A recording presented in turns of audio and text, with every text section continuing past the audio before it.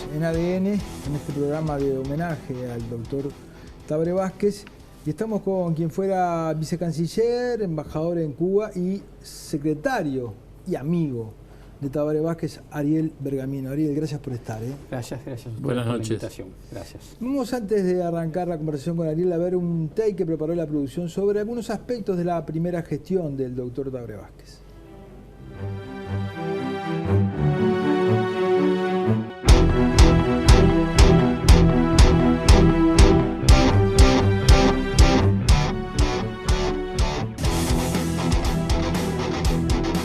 Una de las primeras medidas del expresidente durante su primer mandato fue impulsar una política muy dura contra el tabaco, donde se prohibió fumar en espacios públicos cerrados. Con esta iniciativa, Uruguay se convirtió en el quinto país del mundo libre de humo. Además, se restringió la publicidad en las cajillas de cigarros e impuestos al tabaco. Otra de las políticas implementadas al comienzo de su gobierno y ante la emergencia social que se vivía en el país fue crear el Ministerio de Desarrollo Social. A esto se le sumó el Plan Nacional de Emergencia Social, más conocido como PANES, que se creó para dar respuesta a la emergencia social a los hogares en extrema pobreza o indigencia del país. En materia de derechos humanos y marcando un antes y un después en la historia, se comenzó con la búsqueda de detenidos desaparecidos durante la dictadura cívico-militar.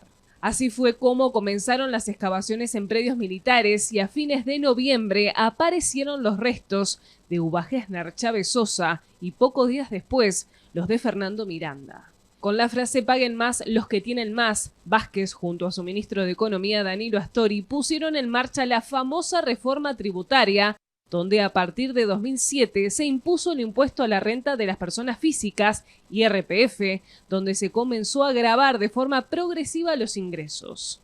Posteriormente, en 2008, se creó el impuesto a la asistencia a la seguridad social, el IAS, que reemplazó al derogado IRPF a las pasividades. En cuanto a la salud, entró en vigencia el Sistema Nacional Integrado de Salud, el cual reglamentó el derecho a la protección de salud de todos los habitantes del país. Se creó también el Fondo Nacional de Salud FONASA, que extiende la cobertura médica a los trabajadores a su núcleo familiar y el cual permitió el ingreso de miles de personas al sistema. Otra de las iniciativas que marcaron su mandato fue la puesta en marcha del Hospital de Ojos, donde el gobierno, con apoyo de Cuba, financió más de 6.000 operaciones de cataratas para personas cuyos ingresos eran bajos. Pero su buque insignia fue la creación del Plan Ceibal, un programa que otorgó computadoras a niños y jóvenes desde 2007, y a raíz de este plan se sumaron las tareas virtuales dentro del horario escolar. Luego se sumó el Plan Ibirapitá, que brindó tablets a los jubilados para generar inclusión digital a las personas mayores. También se enfrentó a un conflicto binacional con Argentina por la instalación de la papelera UPM ex Botnia en Fraiventos. El país vecino acusó a Uruguay por la contaminación que generaban las fábricas de pasta de celulosa. Este hecho generó polémica y disputas con su par argentino Néstor Kirchner, con quien tenían afinidad ideológica. Pero hubo un hecho que marcó la primera presidencia de Vázquez y fue el veto al aborto. Esta decisión fue emblemática. En 2008, la bancada oficialista contaba con mayorías y había aprobado una ley de salud sexual y reproductiva que despenalizaba el aborto, pero Vázquez no dejó que la iniciativa prosperara y aplicó el artículo 137 de la Constitución para oponerse a la despenalización. Vázquez era masón de postura firme y esta decisión dejó bien en claro que no era un político ayornado, dispuesto a cambiar su pensamiento para defender las convicciones de su fuerza política, y es así que poco tiempo después renunció al Partido Socialista.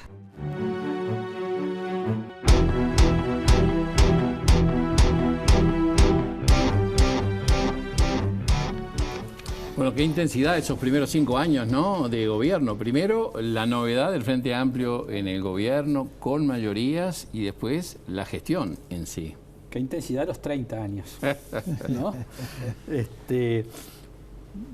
Yo conocí y comencé a trabajar con Tabaré en 1989 y bueno, y lo acompañé hasta el 1 de marzo de este año, 30 años.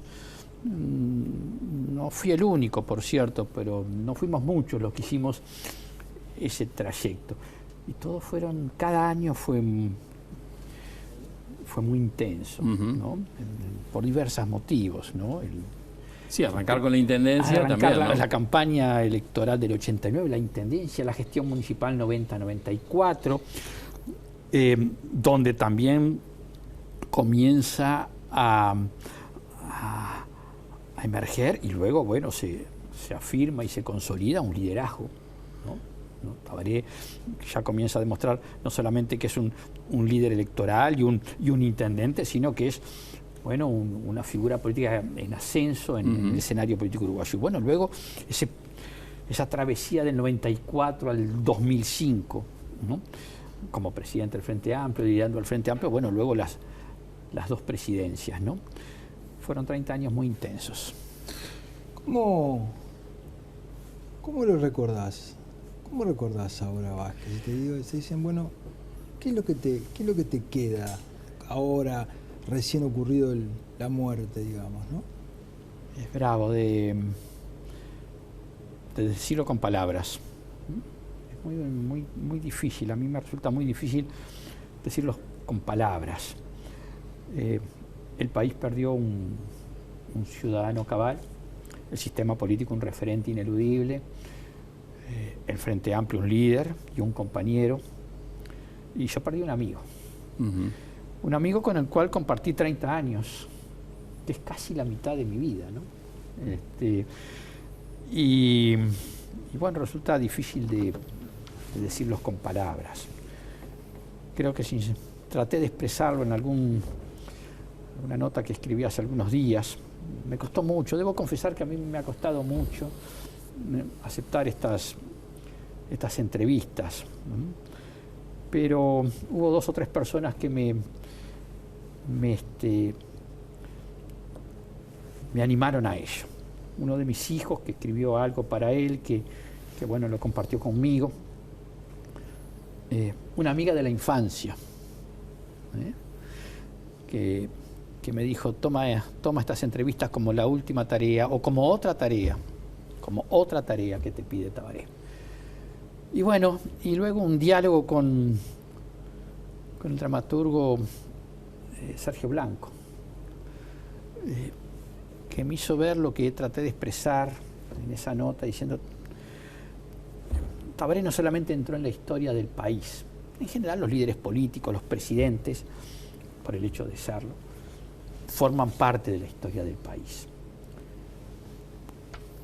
Pero Tabaré no solamente forma parte de la historia del país, sino que también forma parte de la historia de la gente. No todos los presidentes, no todos los líderes políticos, ¿no?, que forman parte de la historia del país, forman parte de la historia de la gente.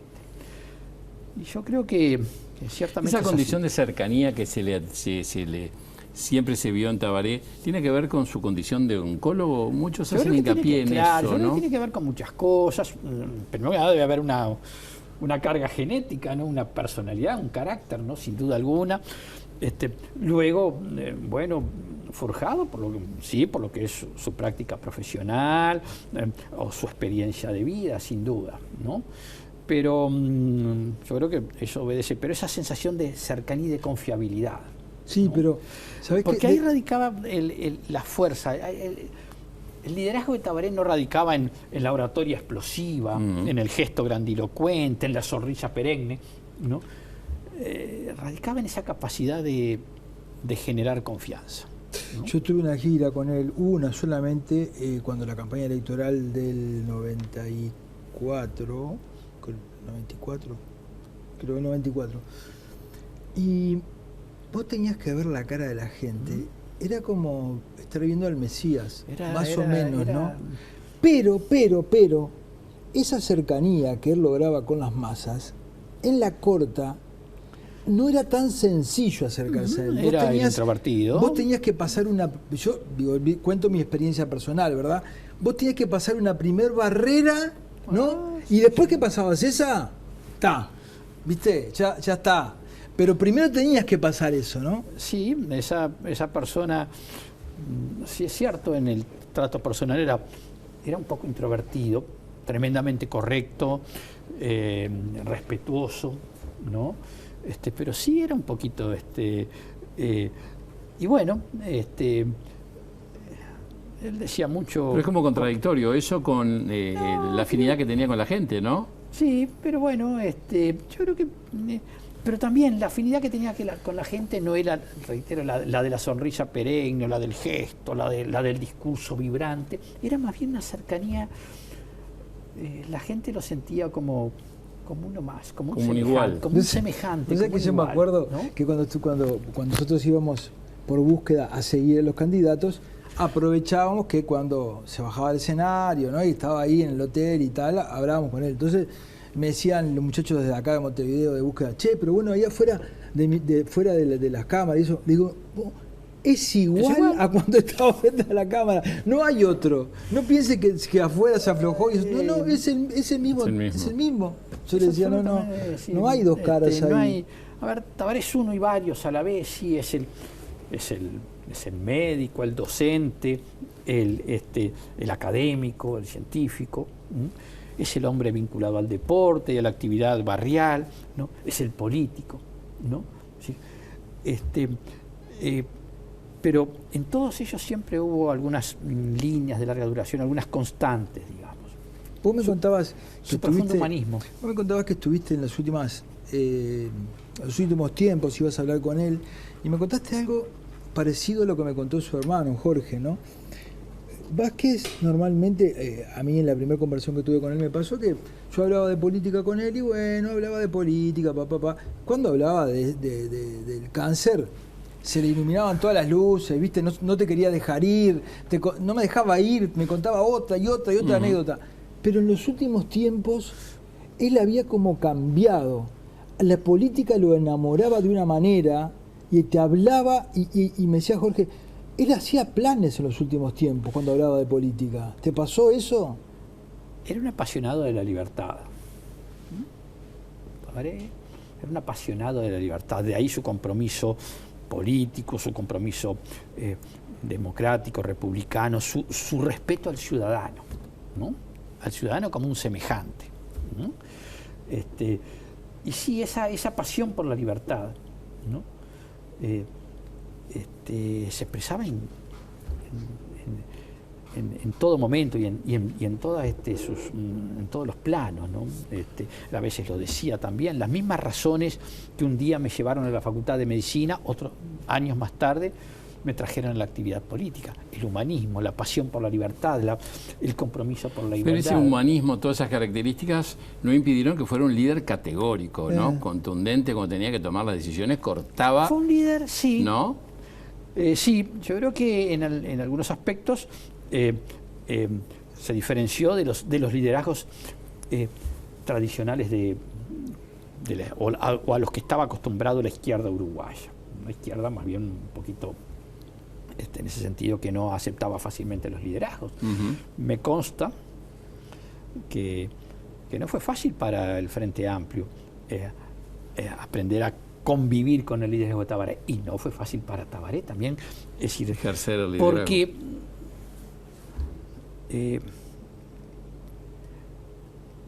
el recorrido de 30 años de Tabaré no fue un recorrido fácil. No fue fácil, no fue todo un camino allanado y rectilíneo, ¿no? Es decir, Tabaré fue logrando cosas, ¿no? ¿Cambió su forma de ejercer el liderazgo en la intendencia, en la primera presidencia y en la segunda? Básicamente no, creo que no. Tal vez, bueno, el paso de los años, el mayor conocimiento, pero en general no. Pero era cierto eso de que él a un equipo o a un jerarca le daba un tema y se olvidaba, confiaba en él y después asumir las consecuencias. Sí, sin duda. Sí. Trabajaba así, tenía un enorme, elegía muy bien sus equipos, tenía confianza en los equipos, generalmente nos decías, ustedes, en fin, tienen mi confianza, trabajen, decidan. Atrévanse a tomar resoluciones, nos daba mucha confianza, ¿no? Es decir, nos daba mucha confianza. Y naturalmente era un trabajador muy exigente consigo mismo, primero que nada, consigo mismo. Y también era exigente con sus. Los 30 años de trabajo con Tabaré fueron, para mí en particular, un honor, una enorme satisfacción, 30 años de aprendizaje. Creo que también algo aporté, pero también fueron 30 años de enormes desafíos. ¿Pergamino era el que escribía parte de los discursos de Tabaré? En general, hay asesores y todas esas cosas tienen un poco de mala fama, ¿no? Generalmente se cree que los asesores son una especie de monjes grises que se mueven entre bambalinas sembrando el mal. Siempre son los responsables de todo lo malo, nunca son responsables de nada bueno. Yo intenté modestamente abatir esa imagen, ¿no? Cuando me tocó desempeñarme como asesor. Y en general, cumplía las tareas, siempre sobre la base de la confianza, el respeto y el método de trabajo, ¿no? Un asesor tiene que hacer eso, tiene que asesorar, ¿no? Tiene que estar dispuesto a decir cosas que a veces incomodan. ¿Se dejaba él decir? Sí. ¿Tenía marcha atrás? Sí, sí. No era fácil, a veces no es fácil enfrentarse a un líder político, sí, claro, a un presidente, no es fácil, y decirle, mira, ten cuidado, ¿por qué no revisas esto? Sin embargo, yo lo hacía. En los 30 años, por supuesto que tuvimos muchísimos acuerdos y tuvimos también algunos desacuerdos, algunos matices, conversamos mucho sobre una base, ¿no?, que ambos respetamos hasta el fin. Dentro del despacho, alrededor de la mesa, se podía hablar de cualquier cosa. Fuera de la habitación, silencio absoluto. Hay muchas conversaciones que quedaron entre él y yo y que quedarán así. Uh-huh. El hecho de ser oncólogo, que decía Raúl, eso lo acercaba a la gente. ¿No le daba también un toque de frialdad al haber visto tanta gente morir y tomar decisiones tan radicales? Frialdad no, yo creo que más bien contención, ¿no? Frialdad no. Él siempre nos comentaba, y lo comentaba incluso en estas últimas etapas, dice, la gente cree que porque los médicos envejecemos igual que todos nos volvemos más insensibles, y no. En general seguimos teniendo la misma sensibilidad que teníamos cuando enfrentamos al primer paciente, ¿no? Entonces, contención, sí, frialdad no. Ariel, siempre se habla de una figura relevante al lado de Tabaré, que fue su esposa, ¿no? María Auxiliadora. Sin duda. María fue para todos nosotros, quienes integramos los sucesivos equipos de Tabaré, una compañera, un apoyo fundamental, y para mí en particular fue una amiga entrañable. Yo creo que bueno, quien, aún a riesgo de parecer egoísta, uno de mis hijos, cuando falleció María Auxiliadora, él es bastante introvertido, mi hijo, pero es de estos tipos que habla poco, pero cuando habla,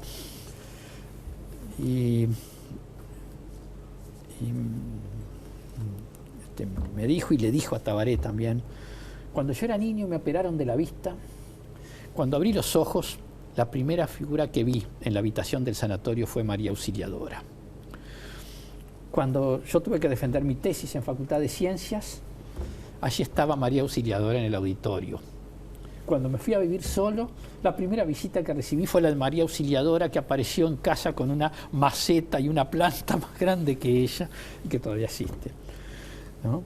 Y sí, cuando me casé, estaba allí también. Allí estaba María Auxiliadora, siempre estuvo. Y para mí fue siempre un apoyo. Creo que es una gran desconocida. Creo que Uruguay todavía no conoce cabalmente a María Auxiliadora.